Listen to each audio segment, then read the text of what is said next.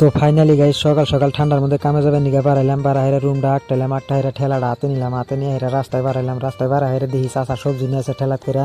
তো চাচা আমায় হোস করতেছে, তুমি আজকে সবজি নিবা না? সেদিন তারা নেওয়া, আমি করলাম যে না নিম না চাচা, আজকে আমার এই বেলা গেছে কামে যাবো এখন তাড়াতাড়ি। তো কামের সাইডে আইলাম, আইসা হেরা ওকে দুজনে কুকুরে বাস নামাবে নিয়ে উড়া দিলাম। তো ওরা নামাইতে আমাকে ডাক দিয়ে হেরা কয়ে সিমেন্টের বস্তাটা উড়া দিয়ে যেন ওরা হেউতিরি বাস নামাতে থাকতো। আইসা হেরা বরিয়া করে সিমেন্টের বস্তাটা বিয়ের মাথায় উড়া দিলাম, একদম বরিয়া করে উড়া দিলাম। বাইরে আইসা হেরা দিয়ে ওকে তক্তা বাস টাস সব নামান শেষ হয়ে গেছে। তো ওরা কইলো যে এখন লোডান ঠেলা মধ্যে, তো ঠেলা মধ্যে লোডাইতেছি, বাস তক্তা লোডান শেষ হয়ে গেল, এখন জামগা দিয়ে কয় সামনে ডলা নিয়ে আছে, ধাক্কা দিয়ে উড়া দিয়ে এক লাগলে উড়ান হন না। তো বরিয়া করে ঠেলাটা ধরে ধাক্কা দিয়ে ডলানটা উড়া দিলাম, ঠেলাটা নিয়ে সাইডে আইসা দিয়ে 3 তলা উপরে বান্দরটা বরিয়া করে বসে অমিতা খাইতেছে। মাহাজনে চা আর গজাই না দিল, আমরা চারজনে বরিয়া করে 8 ঠ্যাং ধুয়ে আইসা হেরা গজা চা খাইলাম।